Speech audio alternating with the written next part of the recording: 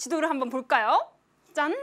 어이구, 뭔가 복잡해 보이긴 하는데요. 이것은 고려의 무역 활동을 나타내주는 지도입니다. 보면은 여진, 거란, 그리고 송나라? 저기 밑에 아라비아까지? 아라비아와도 무역을 했다고요? 왠지 고려가 세계로 뻗어나간 이유 살짝 짐작이 되는데요. 그 과정을 한번 알아보러 우리 출발합니다.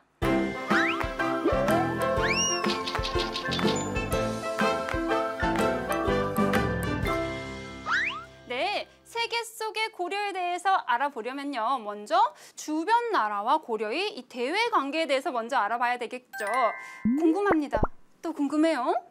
고려는 과연 주변 나라들과 어떤 관계를 맺었을까요? 관계는 어땠을까요? 우리 지도를 보면서 알아볼 겁니다. 자, 여러분, 선생님이 계속해서 이야기하는 건데요. 사회 시간에 자료들은 굉장히 중요해요. 특히 우리가 지금 하고 있는 역사 시간에는요. 지도가 얼마나 중요한지 모릅니다. 지도가 나오면 그냥 넘기지 말고 꼼꼼하게 보세요. 지도 속에 답이 다 있거든요. 선생님과 함께 이 지도 속에는 또 어떤 정답들이 있는지 알아보도록 하겠습니다.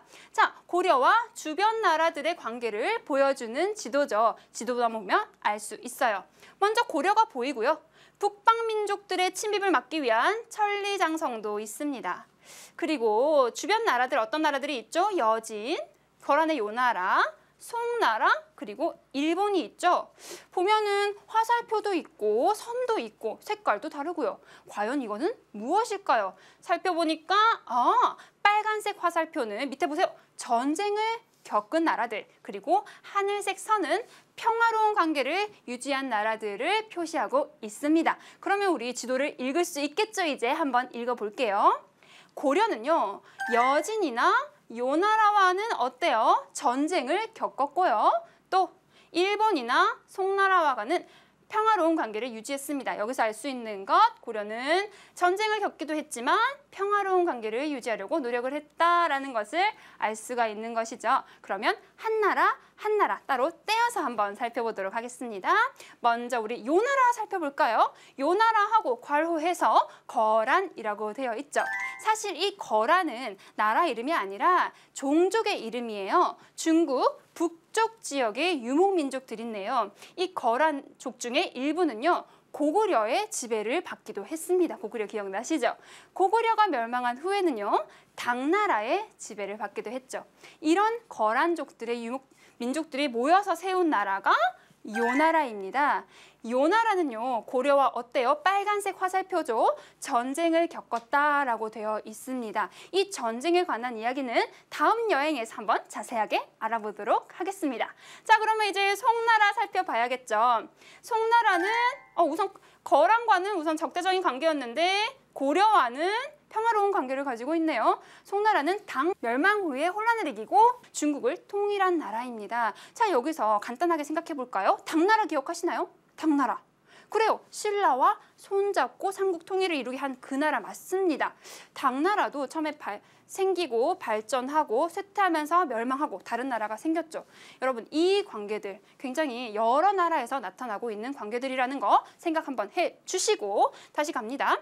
고려는 정식으로 사신을 보내서요. 송나라와 정식적인 외교 관계를 맺고 친선 관계를 유지하게 됩니다. 어떻게 된 것이냐?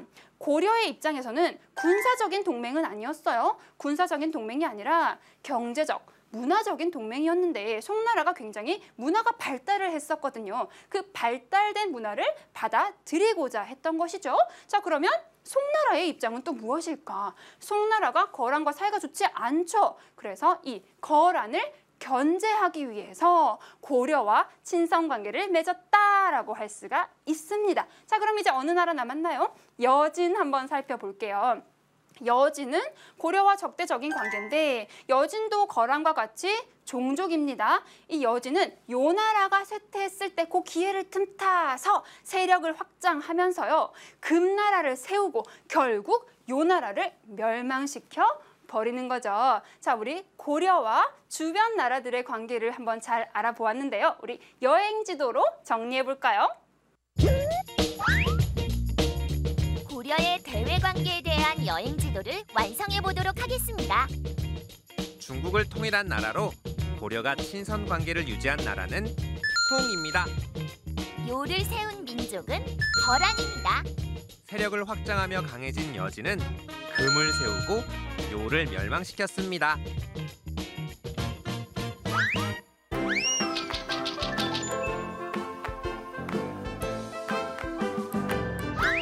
자, 이제 그러면 고려의 무역 관계에 대해서 한번 알아보도록 할게요. 자, 여러분 지도가 또 보입니다. 아주 소중한 지도죠.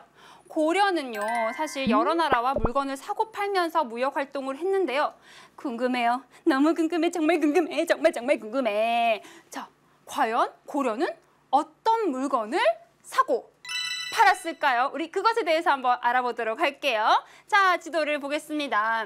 보기에는 조금 복잡해 보이지만 이 굉장히 친절하고 아주 소중한 지도거든요. 한번 보세요. 보면은 고려가 또 보이고요. 주변 나라 여진, 거란, 송, 그리고 일본 보이고요. 화살표가 왔다 갔다 하고 있는데 선생님 이 화살표 뭐예요? 여기 밑에 있네요. 빨간색 화살표는 수출품, 파란색 화살표는 수입품을 나타내고 있죠.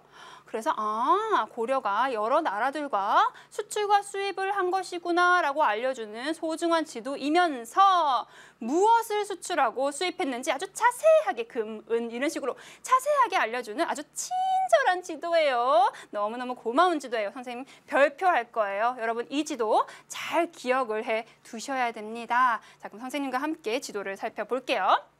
먼저 고려 보이죠? 고려의 무역 활동의 중심지는 벽란도라는 곳이었는데요. 여러분 벽란도는 여기에 있습니다. 찾으셨나요? 굉장히 중요한 곳이기 때문에 선생님 별표까지 할 거예요. 별표! 이 벽란도는 무역 활동의 중심지였고 개경의 근처에 예성강이라는 게 흘러요. 이 예성강 하류의 국제 무역항이었습니다. 국제적인 무역항이요. 여기는요. 고려의 상인들 뿐만이 아니라 송나라 상인, 저기 아라비아의 상인들까지도 모였던 곳이죠. 굉장히 중요한 곳이었습니다. 자, 그러면 이 벽란도를 통해서 다른 나라들과 어떤 물건을 사고 팔았는지 한번 자세하게 알아보도록 할게요. 자, 보시면요. 송나라부터 한번 알아볼까요? 고려와 송나라는 무역은 가장 활발하게 이루어졌습니다. 그러면 활발하게 이루어진 이 무역, 고려가 어떤 물건을 수출했는지부터 자세히 볼게요. 금, 은, 나전 칠기, 화문석, 인삼, 종이, 먹 등이 있죠. 금, 은은 여러분 아실 건데 지금 나전 칠기에서 굉장히 당황한 친구들이 있을 거예요. 선생님이 나전 칠기가 무엇인지 간단하게 설명을 해드릴게요. 그릇이나 가구예요. 여러분 보이시죠? 여기 선생님이 요거는 지울게요. 그릇이나 가구에 여기 조개 껍데기로 굉장히 예쁘게 모양을 낸 그릇 혹은 가구를 나전 칠기라고 합니다. 이 모양 잘 기억을 해두세요. 굉장히 아름다워요. 조개가 반짝반짝반짝하겠죠. 그래서 모양이 아름다운 나전 칠기입니다. 이 나전 칠기를 고려는 송에 수출을 했다는 거죠. 그럼 지도 다시 돌아볼게요. 자, 그리고 화문석은요 돗자리예요. 대나무로 돗자리 엮죠. 그것처럼 왕골이라는 굉장히 큰 식물로 만든 돗자리고요. 인삼은 아시잖아요. 고려 인삼 아주 유명한 상품이었죠. 지금도 인삼 유명한 것처럼 고려 인삼은 최상품으로 인정을 받았고요. 종이, 먹도 굉장히 인기가 많은 상품이었습니다. 그러면 송나라는 고려에 어떤 물건을 수출했나? 우리가 수입한 건 뭘까? 비단, 약재, 서적, 자기라고 되어 있죠. 이것들은 송나라의 발전된 문화를 알려주는 것들입니다. 특히 양반을 위한 물건들이 많다라고 보면 되겠죠. 자, 송나라 무역 알아보았고요. 그러면 이제 거란 여진, 이 북방 민족들과의 무역은 어떻게 이루어졌나 한번 볼게요. 북방 민족은 우선 여기 날씨가 어떤지 여러분 생각을 하셔야 돼요. 날씨 어땠을까요? 춥고 뭔가 척박하고 농사 잘 못 지었을 것이고 그렇죠. 그러다 보니까 고려에서 어떤 물건을 농기구와 곡식 등을 수출합니다. 우리나라가 더 발전한 부분이었겠죠. 수출을 하고 대신에 거란과 여진에서 들어오는 게 뭐냐? 은, 모피는 동물의 털이죠. 추운 나라니까 동물의 털, 모피와 유목민족이었잖아요. 말 열심히 타고 다녔어요. 말 등을 우리 여기서 수입하게 됩니다. 일본을 한번 볼까요? 일본에도 무역 활동이 이루어진다고는 되어 있는데 일본과의 무역은 굉장히 형식적이었다라고 생각하시면 되십니다. 자, 마지막 어느 나라 남았어요? 아라비아 남았는데요. 우리 아라비아와 무역 활동에 관한 것들은 재미있는 영상을 통해서 알아보도록 해요. 아라비아 상인들은 송나라와 무역을 하다가 송의 상인들과 함께 고려 병란도로 오게 되었습니다. 우와, 이렇게 좋은 물건이 있었다니. 아라비아 상인들은 고려에 수은이나 향료를 가져왔고 금, 은, 비단 등을 가지고 갔습니다. 그리고 다른 나라에도 고려의 물건을 전했죠. 이야, 좋다. 이거 어느 나라 거예요? 코리아? 코리아? 응, 코리아. 이렇게 아라비아 상인들에 의하여 고려는 코리아라는 이름으로 외국에 알려지게 되었습니다. 1724년 우리나라 조선시대 때 프랑스의 지도학자인 기욤 드릴이 만든 지도에는 우리나라가 고려라는 이름으로 적혀 있습니다. 또한 동해 역시 고려의 바다라고 소개되어 있죠. 고려는 아라비아 상인들과도 활발한 무역을 했네요. 자, 그러면 여행지도 완성해 볼까요? 이번에는 고려의 무역 관계에 대한 지도를 완성해 보겠습니다. 고려의 대표적인 국제 무역항의 이름은 병란도입니다.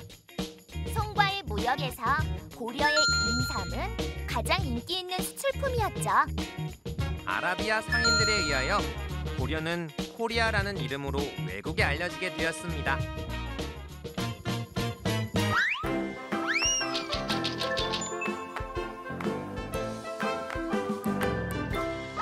자, 그럼 이제 화폐에 대해서도 알아볼게요. 여러분, 우리 옛날에 했던 건데 화폐가 어떻게 탄생했는지 기억나시나요?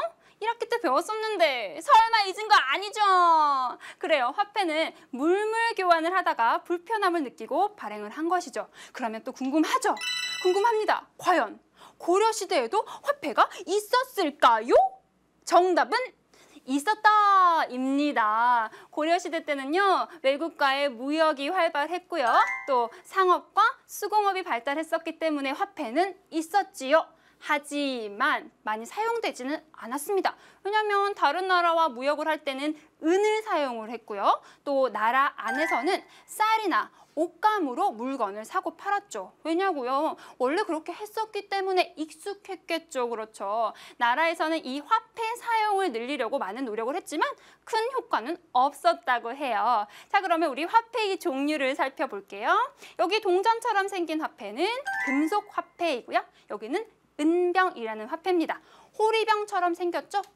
은으로 만든 호리병 모양의 은병은요, 높이가 한 4cm 정도 되었다고 하거든요. 4cm 정도 되는 동전과 비슷한 역할을 했다라고 볼 수 있습니다. 그런데 재미있는 내용이 있는데요, 여러분. 고려의 무덤 속에서는 중국 동전이 많이 발견되었다고 해요. 무덤 속에 동전이?